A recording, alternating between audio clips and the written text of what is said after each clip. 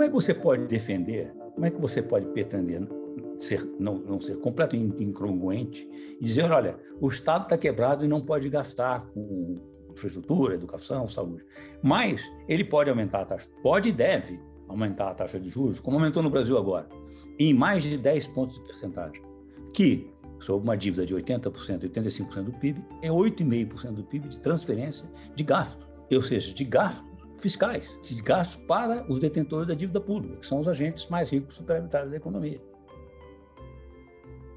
O economista André Lara Rezende é um dos críticos mais importantes dos dogmas da teoria econômica dominante, e seu apego ao equilíbrio fiscal a qualquer custo e a diminuição do tamanho do Estado. Para ele, a macroeconomia neoclássica, que orienta boa parte da produção acadêmica e do debate público no Brasil, se tornou um garrote ideológico, com ferramentas equivocadas e sem capacidade de formular políticas para promover a retomada do crescimento e a distribuição de renda. No seu novo livro, Camisa de Força Ideológica, ele percorre a história da teoria monetária e discute por que o fato de a moeda ser hoje um registro digital, não mais um metal com valor em si, transforma as possibilidades de financiamento do Estado. Doutor pelo MIT, ex-diretor do Banco Central e um dos formuladores do Plano Real, ele diz que países que emitem a própria moeda não têm, sob algumas condições, restrições financeiras. Isso significa que o Estado pode sempre ampliar a base monetária para financiar investimentos e políticas públicas, sem correr o risco de criar surtos inflacionários. Mas essa perspectiva de se livrar das amarras da ortodoxia monetária deve vir acompanhada de controle e disciplina, ele diz, para tornar o Estado mais competente. Na nossa conversa, ele criticou a fórmula de aumentar a taxa de juros para conter a inflação, como vem acontecendo no Brasil nos últimos meses, discutiu o que ele pensa sobre a privatização de estatais e explicou a ideia de o Estado assumir a função de empregador de última instância dos trabalhadores, da mesma forma que desempenha o papel de credor de última instância durante as crises financeiras. Eu sou Eduardo Sombini e este é a Ilustríssima Conversa.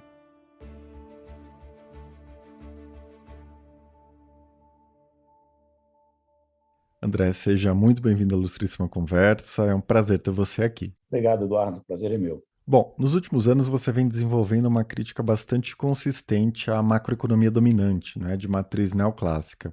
Uma das bases dessa crítica está relacionada ao Estatuto da Moeda no capitalismo contemporâneo. Você defende, né, acompanhando vários outros economistas, que hoje a moeda é um registro contábil digital, um crédito sem lastro, né? Esse é um debate importante, claro, mas um tanto distante dos leigos, né? Então, para a gente começar, você conseguiria explicar essa interpretação da moeda? Eduardo, não é que eu defendo, perfeito? Isso é um fato. Não há o que discutir. Não é que eu estou defendendo e outros defendem outro. Ninguém deixa de defender. A moeda contemporânea é uma moeda fiduciária, integralmente fiduciária. O que quer dizer isso? É uma moeda que não tem valor intrínseco, nem pode ser trocada por algo que tenha valor intrínseco. Como foi até o fim do padrão ouro, e durante toda a história, a moeda era um título de crédito contra o poder central, que poderia ser trocado quase sempre em alguma coisa que tenha valor intrínseco, ouro ou prata, na maioria das vezes no período pós-medieval, feito das economias modernas. Isso sempre teve um grande problema. Como a moeda é sempre posta em circulação pelo poder central, portanto, pelo Estado ou pelo soberano, se o Estado está limitado enquanto ele pode pôr em circulação de moeda, ele também limita a circulação de moeda que é necessária para o desenvolvimento dos negócios. Ele limita o crédito. Então, a economia medieval, depois do fim do Império Romano do Oriente, foi uma economia onde as moedas romanas desapareceram e a economia, se você olhar a história da Inglaterra e de outros países na Europa, onde havia, de certa forma, houve certo desenvolvimento financeiro depois, Inglaterra e Holanda são os principais, Itália, você teve um período de alta iliquidez, ou seja, não havia crédito em moeda suficiente para que os negócios fluíssem. Com isso, a economia medieval, em todos esses lugares da Europa, regrediu uma economia basicamente de quase subsistência. E só voltou a sair desta iliquidez quando apareceu uma solução para simultaneamente resolver essa necessidade de restringir o poder de dar crédito, ou seja, inclusive para si mesmo, de criar poder aquisitivo da autoridade central, do Estado, do soberano, e deixar que o crédito fluísse para o setor privado e permitisse a expansão do comércio e da indústria. Essa foi a Revolução Comercial e Industrial a partir, principalmente, do século XVII, XVIII, XIX.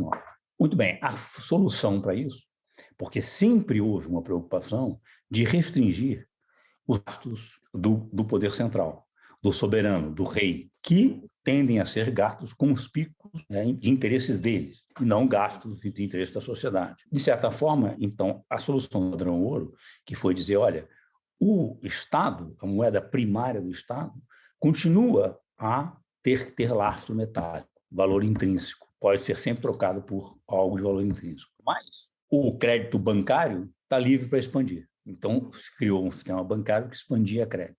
Com isso, criou-se um problema de corridas bancárias, etc. Isso tem uma longa história disso, deu grandes discussões de teoria monetária. Mas esse é essencialmente o tema de entendimento de como a moeda evoluiu na história.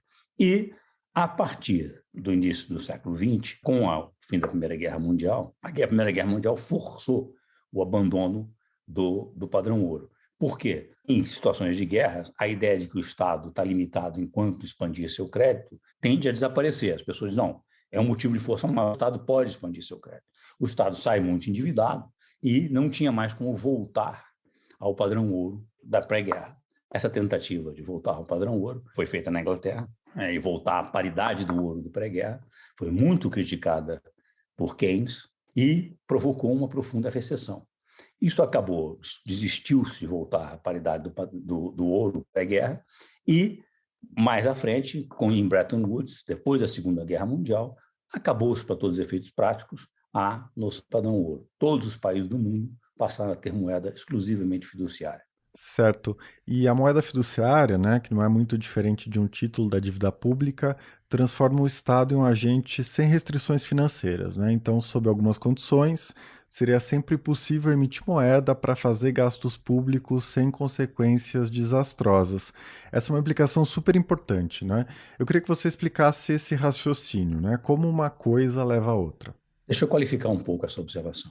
O Estado, com a moeda fiduciária, a moeda é um título de dívida do Estado, como qualquer outro título de dívida pública do Estado. Simplesmente o que distingue a moeda de um título de dívida pública mais comum é que a moeda é um título perpétuo, sem data de resgate, que chamam perpetuidade, que não paga juros. Né? E a grande parte dos títulos de dívida pública têm data de vencimento, pagam juros. Mas essa distinção, com os juros muito baixos nos últimos anos, praticamente desapareceu. E existem títulos perpétuos de dívida perpétua. Então, moeda é dívida pública. Não tenho o que dizer. Moeda fiduciária é dívida pública. Muito bem. Isso não quer dizer, quando eu digo o Estado não tem restrição financeira, isso pode ser muito mal interpretado. Como dizendo, o Estado pode gastar qualquer coisa que isso não tem risco nenhum. Não é verdade. A questão é distinta. O Estado deve gastar bem, e ele deve gastar bem no sentido de prestação de serviços, ou seja, o mínimo possível na sua operação, seus gastos correntes devem ser os menores possíveis, o Estado deve custar o mínimo possível, e o Estado deve oferecer serviços públicos, serviços que são essencialmente do Estado, segurança, questões ambientais, muita educação, saúde, que podem não ser rentáveis do ponto de vista privado, precisam de pelo menos uma parceria público-privada. E, além disso, o Estado deve investir, porque alguns investimentos em infraestrutura, e tanto hoje em dia em infraestrutura material como infraestrutura não material, em ciência, tecnologia, difusão de conhecimento, são atribuições do Estado, porque todo mundo se beneficia, os economistas chamam de bens públicos. Você não tem como cobrar por eles, porque todo mundo se beneficia. A não ser que você estimulasse patentes sobre algumas coisas que o Estado está fornecendo. Não tem, você não consegue cobrar isso. Portanto, o Estado não tem, quando eles não têm restrição financeira, a preocupação do Estado deve ser o seguinte: o Estado está gastando bem, o projeto é correto, o retorno do gasto dele em termos de produtividade da economia e de bem-estar social supera o seu custo, existem recursos disponíveis, recursos reais disponíveis, que permitem oferecer esse serviço, você mobilizá-los. Essa é uma questão fundamental. Agora, o Estado não pode ter nenhum limite e ser completamente responsável nos seus gastos. Vamos voltar a dizer, a questão do financiamento para alguém como o Estado, que tem moeda fiduciária, não é o problema principal. Todo projeto é financiável. A questão é, o projeto é rentável do ponto de vista de produtividade social e é implementável eficazmente? Esta é que é a verdadeira questão. Então, tem dois erros, como eu tenho dito comumente sobre isso. Um erro é achar que, olha, o Estado deve investir em educação. Isso é um consenso. O Brasil, a educação é fraca. Então, o Estado deve investir em educação. O primeiro erro é dizer, sim, mas infelizmente o Estado não pode estar quebrado. Isso é falso. O Estado nunca quebra com moeda fiduciária, com títulos públicos, que tem aceitação. Segundo, que é outra moeda desse mesmo equívoco. Olha, se nós alocarmos recursos financeiros, o problema está resolvido. Aloca recursos financeiros para a educação, que o problema está resolvido. Não, não está, não. O problema da educação é o que fazer com os recursos financeiros. Esse é que é o verdadeiro problema. Como usar os recursos financeiros para mobilizar, qualificar e formar pessoas de alto nível de educação. Vale a mesma coisa para a saúde e para todas as outras áreas. Eu queria que a gente falasse agora do que se pensa a respeito do financiamento do Estado, não é? O senso comum é que se o Estado emite moeda para financiar os seus gastos, isso automaticamente gera inflação e corrói a confiança dos investidores, do mercado. Isso vai criar problemas a médio e longo prazo. Você escreve que, tanto do ponto de vista lógico quanto do ponto de vista histórico, isso é falso, e que a ortodoxia adotada por boa parte dos economistas sobre isso foi desmoralizada nas últimas décadas. Eu queria que você desenvolvesse um pouco melhor esse raciocínio. Eduardo, vamos lá, isso é a essência da questão. Para mim ficou claro, ao estudar essa questão da moeda na história, quando eu voltei para uma reinserção acadêmica na Universidade de Colômbia, há uns 4, 5 anos, que toda a discussão da moeda ao longo da história, na Inglaterra, na Holanda, mesmo na Itália, etc., sempre foi como restringir essa faculdade do Estado de criar poder aquisitivo. Restringir para que o Estado, que já é todo poderoso, o Estado legítimo já é todo poderoso, além do mais, tem essa extraordinária capacidade de criar crédito ao seu bel prazer. Isso foi resolvido com a questão da exigência de um lastro metálico para a moeda. Quando, finalmente, se eliminou, acabou o padrão ouro, não havia mais restrição ao Estado. Esta restrição do lastro para a emissão da moeda do Estado, da moeda primária, o que se chama de base monetária, para distinguir da moeda criada pelo setor bancário, porque o setor bancário também cria moeda, perfeito? E cria livremente, perfeito? A não ser que se imponha limites a ele. A restrição que substituiu o lastro metálico da moeda foi a chamada teoria quantitativa da moeda. A ideia de que os preços respondem à emissão de moeda.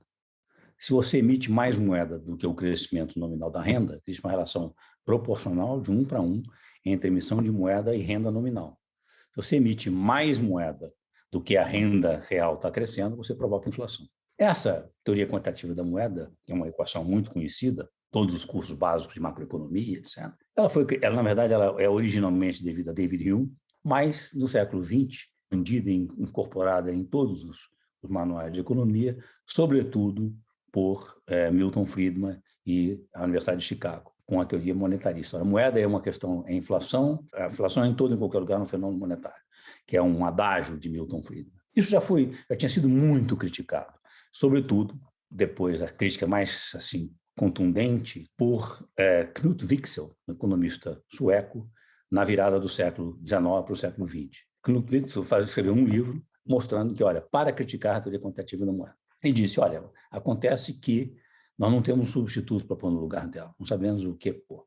E ele sugeriu que haveria uma espécie de um nível de preços, fosse uma espécie de um plano inclinado, em que ele está estável se a taxa de juros estiver exatamente no lugar onde ela está, o que hoje virou uma ideia de taxa neutra. Essa é a taxa natural de Wicksell. Bom, a teoria quantitativa da moeda foi hegemônica durante todo o século XX, ensinada consistentemente e pregada como a ortodoxia e a única verdade científica da teoria monetária, da teoria macroeconômica. Ficou muito claro, primeiro, para os países que tiveram inflação muito alta e tentaram controlar sua inflação através do controle da moeda, base da moeda, como foi o caso do Brasil e outros países em desenvolvimento, e eu participei disso intensamente e sempre achei isso estava errado, alguma coisa estava errada nessa teoria quantitativa da moeda. Isso foi, finalmente, abandonado na última década do século XX, nos anos 90.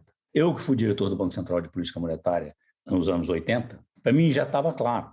Olha, o Banco Central não controla a quantidade de moeda, o Banco Central controla a taxa básica de juros.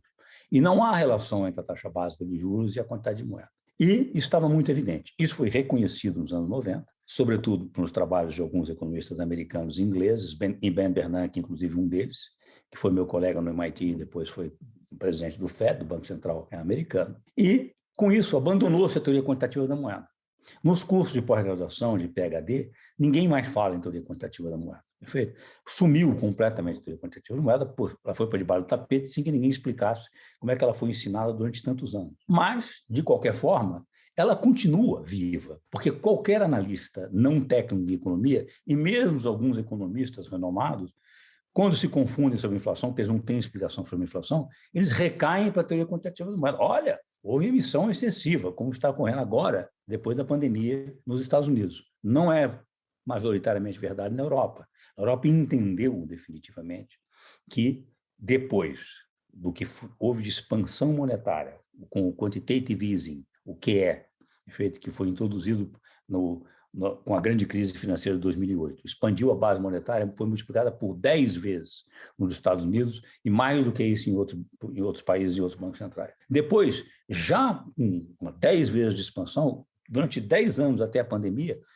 todos esses países continuaram flertando com a deflação. Não houve inflação. Então, você multiplicar por 10 é aumentar um número extraordinário a base monetária, sem que você tenha uma inflação correspondente, como previa a teoria. Então, além de logicamente inconsistente, porque o Banco Central não controla a base monetária, ela foi empiricamente falsificada, ou seja, refutada pela experiência de 2008. Com isso aprendido, os bancos centrais, quando vieram a pandemia agora, dobraram a dose e expandiram mais uma vez a base monetária em números ainda mais sem precedentes. E ainda fizeram uma coisa nova. Aprovaram não apenas expandir base monetária, comprando títulos financeiros para salvar o sistema financeiro, tirava títulos e punha moeda no sistema financeiro, que foi feito em 2008, mas foi aprovada uma lei nos Estados Unidos que poderia se dar dinheiro diretamente para as famílias e os consumidores. Isto é claramente uma política fiscal e vai ao ponto fundamental. Política fiscal e política monetária não são independentes, elas são indissociáveis. Quando você expande gastos do governo, isso é política fiscal. A forma como você financia, se é com moeda ou com títulos de prazos distintos, isso é uma outra decisão. Mas os dois são política fiscal e monetária. A elevação da taxa de juros é, hoje, chamada de política monetária, mas é uma política de juros, a taxa básica de juros. Essa taxa básica de juros, ela teoricamente hoje, no modelo que é a macroeconomia que substituiu a teoria quantitativa da moeda, essa macroeconomia, o novo vixelianismo, neo-vixeliana, sustenta, olha, sobe a taxa de juros, a demanda agregada cai, provoca recessão e desemprego e você modera a inflação. Você baixa a taxa de juros, você expande a demanda e aumenta a renda e evita a deflação. Isso também foi refutado pela experiência prática. É simplesmente isso. E está muito claro que a taxa de juros, você subir a taxa de juros, a demanda caía, porque você tinha um efeito sobre a demanda agregada e desemprego. Essa relação inversa, demanda agregada e desemprego, estava expressa na chamada curva de Phillips. Hoje, essa curva de Phillips desapareceu. Todo mundo, não existe mais lugar nenhum. As razões disso, um artigo recente de economista do Federal Reserve, do Banco Central americano, dizem, olha, a questão é que o emprego formal desapareceu. Então, o poder dos empregados, dos sindicatos, reduziu muito. Então, quando o emprego hoje aumenta, ele não tem capacidade de barganha que tinha antes, e quando ele reduz, ele não reduz a capacidade de barganha. Então, o efeito deflacionário do aumento da taxa de juros ficou muito fraco. E o aumento da taxa de juros sempre teve efeitos negativos colaterais perversos, porque ao aumentar a taxa de juros, você aumenta o serviço da dívida. Então, como eu digo sempre, como é que você pode defender, como é que você pode pretender não ser completamente incongruente e dizer, olha, o Estado está quebrado e não pode gastar com infraestrutura, educação, saúde, mas ele pode aumentar a taxa, pode e deve aumentar a taxa de juros, como aumentou no Brasil agora. em mais de 10 pontos de percentagem, que, sob uma dívida de 80%, 85% do PIB, é 8,5% do PIB de transferência de gastos, ou seja, de gastos fiscais, de gastos para os detentores da dívida pública, que são os agentes mais ricos superavitários da economia. Por que a expansão de gastos fiscais, que não são para pagamento de serviço da dívida, é proibido e não pode usar e é perigosamente inflacionária? Mas a expansão de fiscais para o serviço da dívida, essa não é déficit fiscal. Ela é déficit fiscal, claro, não é déficit do tesouro, mas ela aparece, vai se refletir em déficit do setor público consolidado. Ótimo. André, eu queria voltar um pouco à questão da inflação, né? Você mencionou os analistas que atribuem um aumento da inflação que a gente está vivendo hoje à expansão monetária e aos gastos públicos durante a pandemia. Por que você considera que isso é equivocado, né? Quais são as razões da inflação de hoje e por que essa explicação não faz sentido para você? Eu não estou dizendo que não faz sentido, perfeito, porque isso é uma questão a ser discutida. A evidência não está clara ainda. De fato, é o seguinte, olha, houve os gastos, as transferências do setor público, do Estado, para os consumidores do setor financeiro foram muito grandes durante a pandemia, corretamente. Foi o que evitou um colapso, como se previu no início da pandemia, das economias. Agora, você está, de fato, vendo algumas pressões, e pressões que são, inclusive, pressões de demanda. Mas são pressões de demandas que estão combinadas com duas coisas. Com a desorganização da oferta, das cadeias produtivas, gargalos que as empresas pararam de produzir, demitiram gente, não estão conseguindo reempregar, etc., que pressiona os preços. Isso é o que se chama um choque de oferta. É um problema da redução da oferta, não do excesso de demanda. Perfeito? Você pode, diante de um problema da redução da oferta, dizer, olha, já que tem redução da oferta, eu vou contrair a demanda e provocar desemprego para equipará-la. Mas eu acho que isso é uma política questionável. É melhor você resolver o problema de oferta. Perfeito? Ou, pelo menos, não adicionar ao problema de oferta um problema de demanda e desemprego. Segundo, depois da pandemia e desses gargalos na produção, essa desglobalização parcial, você tem uma segunda questão. Houve a guerra da Ucrânia. E a guerra da Ucrânia aumentou os preços de energia, perfeito? De petróleo, derivados de petróleo, e de alimentos fundamentais. E esses são preços sinalizadores. Preços claramente que aumentam o nível geral de preço. Isto é inflação? Não, isso é percebido com aumento de preço, porque os outros preços não caem, os preços relativos de commodities subiram, você tem que ter uma elevação do nível geral de preço. Isso se transforma em inflação se for embutido nos próximos anos no aumento continuado do nível geral de preço. Não está claro ainda, perfeito? Evidentemente, eu acho que os analistas que estavam, como eu, eram menos preocupados com isso, viram que, olha, a situação é mais grave do que nós imaginávamos no início. Agora, ainda assim, a resposta é: deve-se subir a taxa de juros, aumentar os custos da dívida pública, especialmente em países que têm dívida pública alta, como o Brasil, e grandes problemas sociais, que têm necessidade de gastos públicos em outras áreas, e provocar desemprego, no Brasil, que já tem 14% de taxa de desemprego aberta. Então, nós precisamos levar o desemprego para o quê? Para 25%? Para controlar a inflação e voltar a trazer a inflação para a meta? O que isso quer dizer? Agora, só para terminar, isso não quer dizer que eu seja condescendente com a inflação, perfeito? Eu acho a inflação um problema seríssimo. E toda a minha vida profissional, acadêmica e profissional, foi voltada para a solução da inflação. Lembre-se, eu participei do Plano Cruzado e do Plano Real, diretamente envolvido. E de todos os demais tentativas de estabilização no Brasil, como comentarista interno e externo. Então, eu sempre achei, olha, o grande problema do Brasil é a inflação. Resolvida a inflação, o Brasil vai deslanchar. A grande pergunta é por quê? Resolvido o problema da inflação crônica com o real, passaram-se 25 anos e o Brasil continua estagnado. Esta é que é a grande pergunta. André, ainda sobre a taxa de juros, né? Você mencionou aqui o aumento da Selic e a consequente transferência de renda para os agentes que conseguiram acumular riqueza, né? Que são os detentores dos títulos da dívida pública. Você é um crítico dessa fórmula, né? De aumentar a taxa Selic para conter a inflação. Eu queria te perguntar o que você enxerga como alternativa, né? Porque essa é a ferramenta por excelência do Banco Central. O que você vê como desenho mais interessante para fazer frente à inflação? Eu sou crítico, porque a taxa básica de juros, que é a taxa sobre as reservas bancárias, é hoje o principal instrumento de política monetária, de política dos bancos centrais. Mas eu acho que ele é um instrumento altamente ineficaz, e todo mundo que trabalha em Banco Central, a grande maioria das pessoas, já entendeu isso. perfeito? E que tem, como eu disse, efeitos colaterais negativos, perversos, muito sérios, perfeito? Especialmente em países com grande endividamento.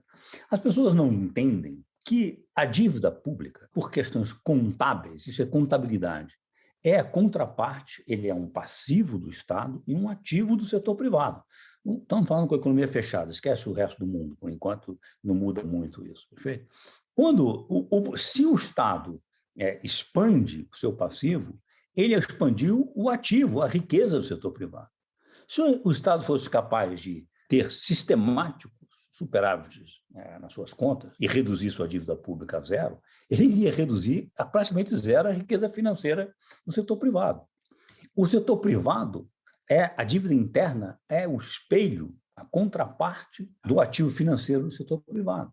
Agora, por isso mesmo, ele agora, evidentemente, e o ativo financeiro do setor privado é dos direitos da sociedade sobre o fluxo de bens e serviços, sobre a produtividade da economia no futuro. Esta contabilidade não pode perder realidade com a capacidade de produzir. Se tiver muito mais direitos, se as pessoas quiserem exercer, isso vai ser um problema. Então, a inflação de ativos financeiros, que ocorre quando você põe a taxa de juros em níveis muito baixos por muito tempo e expande a liquidez, como aconteceu nesse período pós-2008 e pós-pandemia, você gera um enriquecimento, uma concentração de riqueza, feito mais do que de renda, extraordinária. E é preciso separar, as pessoas fazem essa confusão. As crises de dívida no século passado, do Brasil e de outros países em desenvolvimento, eram dívidas externas. Dívida externa denominada em moeda estrangeira, você não pode emitir para pagar. Então, se os credores dizem, olha, não vou mais te financiar, você tem uma que os economistas chamam de parada súbita do financiamento e colapsa a economia. Você tem que ir para o Fundo Monetário Internacional, renegociar, etc. Dívida pública interna denominada em moeda nacional, não. Você simplesmente paga. Paga em moeda e retira com dívida nova, rola. Esse processo tem que convergir, como diz o economista, não pode ser explosivo. A relação dívida-PIB não pode subir permanentemente para um nível infinito. Tá? Mas ela pode subir num certo período e voltar a cair em seguida, como ao longo da história sempre ocorreu. Sempre ocorreu. Ela sobe em períodos de crise, sobretudo em períodos de guerra, você tem esse tipo de obrigação de expansão da dívida pública, e ela se reduz depois quando a economia cresce e você não tem que aumentar os gastos públicos e aumenta a arrecadação fiscal, etc. André, eu queria te pedir para falar um pouco sobre como você está concebendo o papel do Estado nesse novo cenário, não é? Você se opõe ao pensamento neoliberal, que advoga um Estado mínimo, não é? Você costuma ressaltar que é essencial para o capitalismo existir um Estado competente, não é? E que não dá para conceber o funcionamento do mercado sem o Estado. Por outro lado, você não é nada próximo das posições mais desenvolvimentistas, né, que defendem o protagonismo do Estado na esfera produtiva, né? Você já disse que acha que o Estado é um mau empresário e que as estatais tendem a não ter um bom desempenho. Você pode explicar como você se posiciona nesse debate todo? Excelente pergunta, Eduardo. Você diz o seguinte: primeiro, é difícil, eu não gosto desses rótulos, perfeito? O que é neoliberal, desenvolvimentista, neodesenvolvimentista, né? Porque os rótulos tendem a ser, como a gente sabe, esquemas simplificadores para evitar pensar. E então com isso, fulano é neoliberal, então eu já nem ouço o que ele fala. Fulano é neodesenvolvimentista, então nós já sabemos que ele é socialista, pró-Estado, etc. Isso é exatamente o que eu acho que é importantíssimo evitar. Eu, de fato, não acho que o Estado seja bom empresário. O Estado não deve ser gestor de empresas, porque o Estado tem outras funções muito mais importantes e relevantes e, de fato, há uma tendência a uma distorção de empresas estatais. Ela pode até começar muito bem, existem muitos casos de empresas estatais de alto sucesso, né? Então, no Brasil temos a Embraer, temos a Embrapa, mas, como regra, o Estado tende, depois de algum tempo, empresas estatais controladas pelo Estado, tendem a ficar gordas, ineficientes e de altos custos. E, como o setor privado faz isso muito bem, não há razão nenhuma para o Estado competir com o setor privado nesta área. Dito isso, a noção levada ao paroxismo de que o Estado não é um peso morto que é carregado pelo setor privado, pela produtividade do setor privado, com nenhuma contribuição para o bem-estar e a produtividade da sociedade, é um equívoco brutal e perigosíssimo, porque com isso você asfixia a capacidade do Estado, a ação do Estado. E a ação do Estado é essencial. Toda a produtividade, tudo que se produz, é uma combinação do esforço conjunto da sociedade. Setor privado, Estado, empresas, pessoas físicas, famílias, o que for. E a alocação de crédito de um para outro é sempre uma decisão contábil política. Agora, o Estado, como o Estado é fundamental para a produtividade e o bem-estar, o Estado deve ser eficiente, precisa ser eficiente.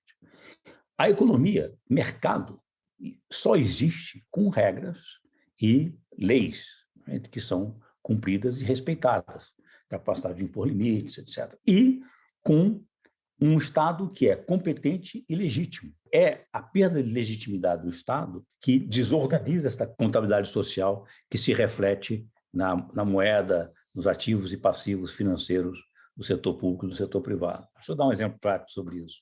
O teto dos gastos, perfeito? O teto dos gastos é uma tentativa de impor limite aos gastos públicos que saiu pela culatra, claramente. O que acontece? Você, com isso, não freou os gastos patrimonialistas do Estado, de apropriação corporativistas de gastos de pessoas que estão dentro do Estado e têm poder. Então, aí as emendas do relator, o orçamento secreto e tudo mais. E, simultaneamente, com o crescimento dessas despesas correntes de transferência do Estado, asfixiou completamente a capacidade do Estado de investir. Despesas não obrigatórias foram colapsadas. O investimento público no Brasil hoje está perto de 2% do PIB. Isso não é suficiente nem para repor a depreciação da infraestrutura. Então, é óbvio que isto é um fator fundamental desta estagnação em que a economia se encontra. Certo. Eu também queria te perguntar sobre a sua posição em relação às privatizações, né? O Bolsonaro voltou a falar recentemente que ele privatizaria a Petrobras. Você concorda com isso? Sob que condições você estaria de acordo com a venda da Petrobras? Eduardo, como eu disse, eu acho que o Estado não deveria estar na direção de empresas que poderiam ser tocadas pelo setor privado. Uma empresa de petróleo poderia ser tocada pelo setor privado? Hoje, claramente poderia.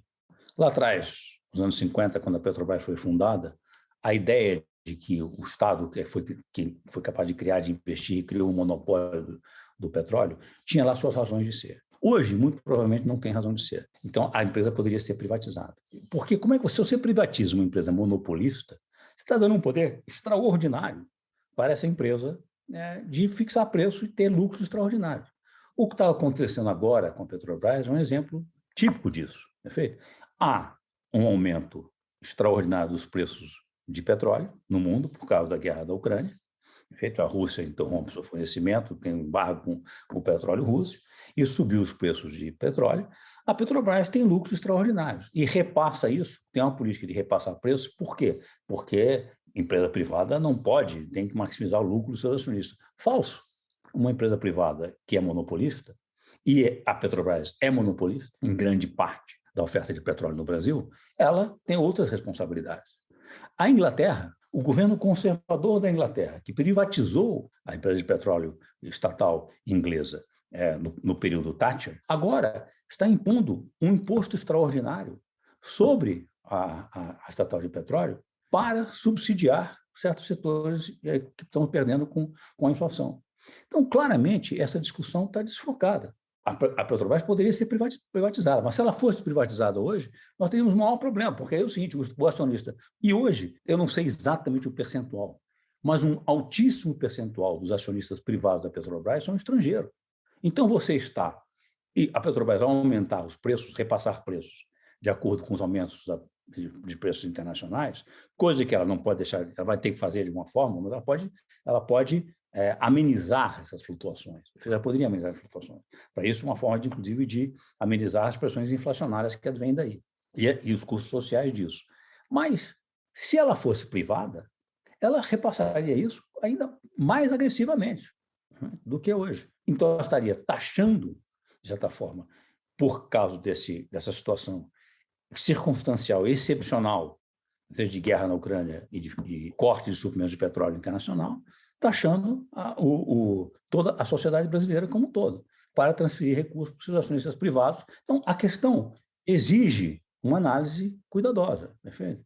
Não é dizer que você pode interferir em preços de petróleo de uma empresa privada sem definir uma regra que seja aceitável. Certo. André, eu queria te pedir para falar também sobre outra proposta, né, que você citou na sua última participação no Roda Viva.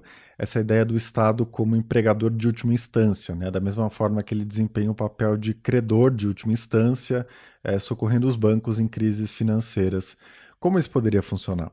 Então, isso está cada vez mais discutido, perfeito? Claramente, a nova revolução tecnológica, a revolução tecnológica deste início do século XXI, essa, né, revolução digital, está destruindo empregos, né, muito rapidamente. Já está se sentindo isso.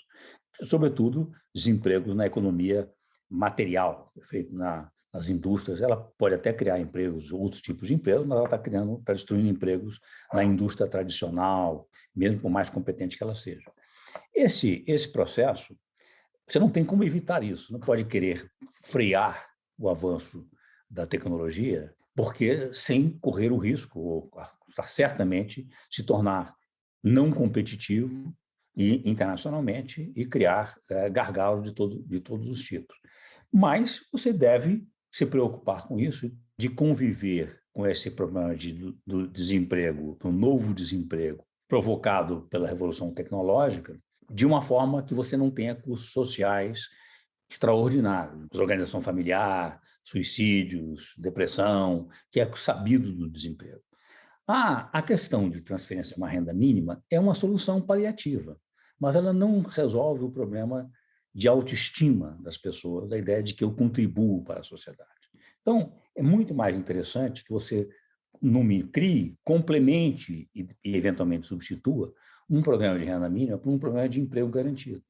O que é um problema de garantia de emprego, não de emprego garantido? Significa, se você ficou desempregado, o Estado te oferece forma de trabalhar e te aloca, e acho que isso deveria ser feito num programa que fosse feito gradualmente implementado com várias áreas, em conjunto com o setor privado, dizendo, olha, nós vamos realocar pessoas que estão desempregadas num programa que é de trabalho pago ou subsidiado pelo setor público, ou altamente subsidiado pelo setor público, e que é concomitante com um retreinamento profissional dessas pessoas. Então, você emprega as pessoas para trabalhar e serem retreinadas para as novas necessidades da economia.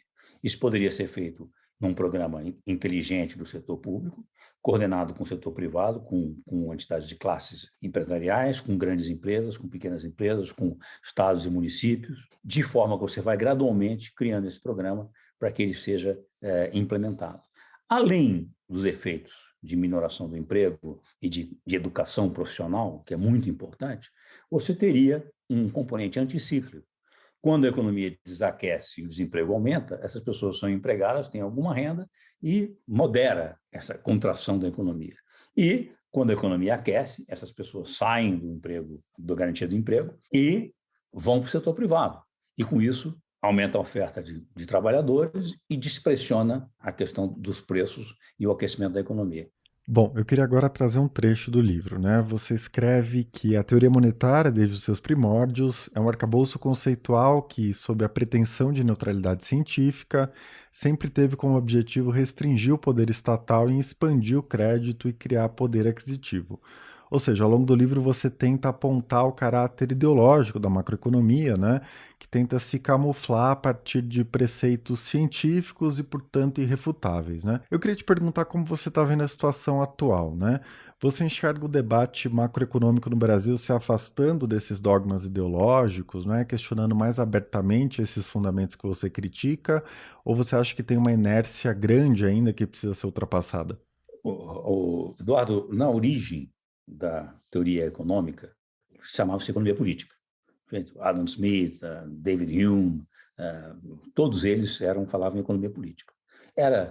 Não tinha uma pretensão, não era ciência no sentido dado ao estudo das ciências naturais, mas era um conjunto ordenado de ideias e de princípios que procurava fazer sentido e como atuar sobre a economia e a sociedade. Se você é uma forma de atuar sobre a sociedade, definir a organização da sociedade, da economia, isso é necessariamente político, é necessariamente ideológico. Não estou usando, aí nesse sentido a palavra ideológica não tem um sentido pejorativo. Ele nesse sentido, ele necessariamente corresponde a uma visão de mundo. A transposição, a ideia de que a teoria econômica é uma ciência como as outras ciências naturais, cresceu durante o século XX e foi levado ao paroxismo nas últimas 5, 6 décadas, perfeito? Na academia, sobretudo na academia americana e do primeiro mundo, mas sobretudo na academia americana. Com a ideia de que a economia, se você usa a linguagem matemática que você usa na física e em outras ciências naturais, então nós também estamos fazendo ciências naturais.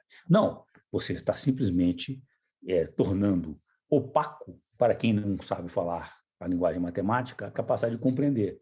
E usa isso com o poder de impostura. Olha, eu faço ciência, e o que eu estou dizendo é ciência, e você não pode me contestar porque você não fala matemática, você não faz ciência. E o que eu estou dizendo é científico. Quando, e esse é um ponto que no início do meu livro, os meus capítulos do meu livro, são... o livro é um livro curto, um ensaiozinho curto, mas eu vou diretamente ao ponto dessa crítica epistemológica da economia. Perfeito? A economia é falso. A economia não tem variáveis observáveis como a física. As variáveis são todas construídas e falsas, e construídas com defeitos lógicos de construção reconhecidos. Isto é, uma impostura que é usado para dar legitimidade, poder de autoridade a quem fez o curso de doutorado nos Estados Unidos e volta falando matemática, completamente desvinculado da realidade. Curioso, aí para responder a sua pergunta, é que quando eu voltei do meu curso, do meu PhD no MIT, em 1979, eu quis voltar, fui convidado para ficar lá, quis voltar. Por quê? Porque eu achava que havia algo, nós aqui no Brasil pensávamos por conta própria, pensávamos na realidade e as circunstâncias brasileiras. E isso era verdade na América Latina toda. A CEPAL, eram discussões, a questão de inflação estrutural, de inflação, e a visão de inflação transcendia aquela visão simplista, simplória, da teoria quantitativa da moeda. E eu fui muito crítico disso, a minha tese no MIT foi sobre isso, perfeito? Tinha alguns italianos, Franco Modigliani já tinha algumas ideias dessa, Domingo Cavallo estava em Harvard, contemporâneo comigo, fez uma tese também criticando esse tipo de coisa. Nós, latino-americanos, pensávamos contra a corrente. Curiosamente, essa capacidade de pensar independentemente com as realidades brasileiras desapareceu.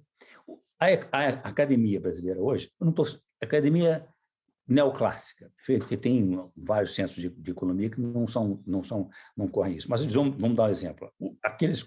Os meus colegas que eu frequentei a vida toda, essa turma hoje, ela passou a dizer basicamente, olha, nós fazemos ciência. Então, nós escrevemos, por exemplo, em inglês, para as revistas econômicas acadêmicas americanas, com os temas que interessam à revista acadêmica americana, que não tem nada a ver com o Brasil. Então, eles são completamente, a palavra é alienados.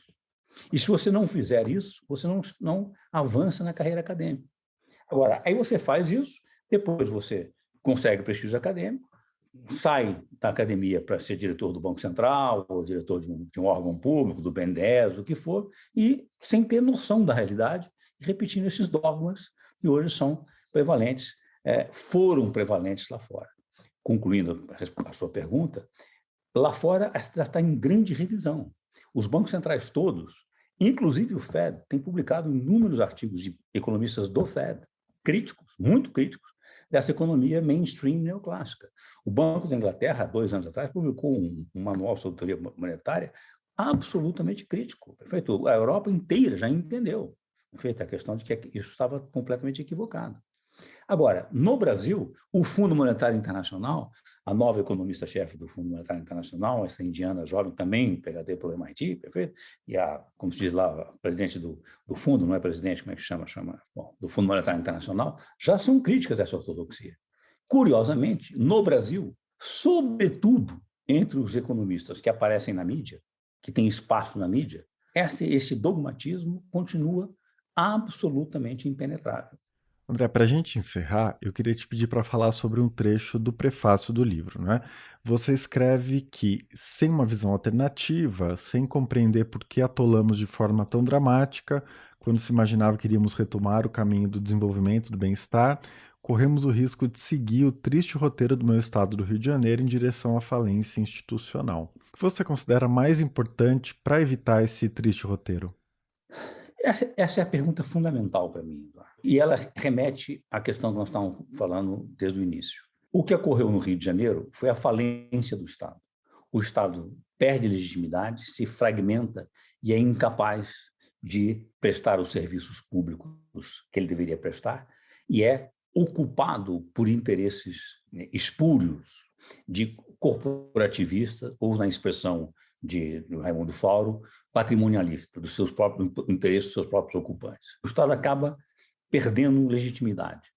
Segundo, quando o Estado perde capacidade de investir, o Estado começa também a se desorganizar e ser incapaz de prestar esse serviço.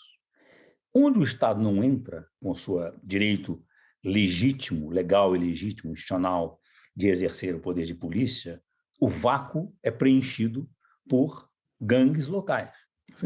Gangues locais que são o que hoje nós chamamos de milícias, em todo lugar do mundo onde isso acontece, você tem gangues locais, é exatamente uma fragmentação como ocorreu com o fim do Império Romano do Oriente na feudalização.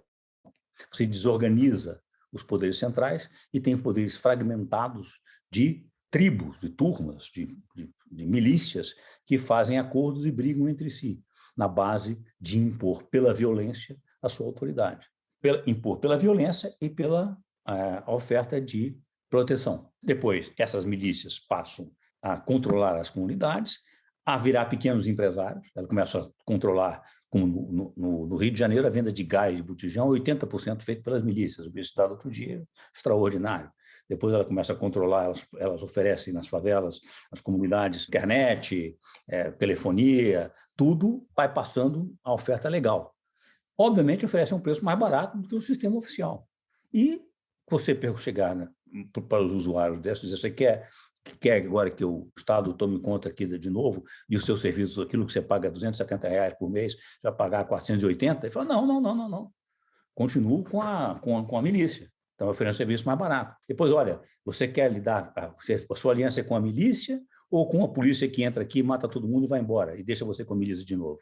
Então, esse problema é um problema seríssimo. Isso é um problema que aconteceu no Rio e está sendo transposto para o Brasil. Por quê?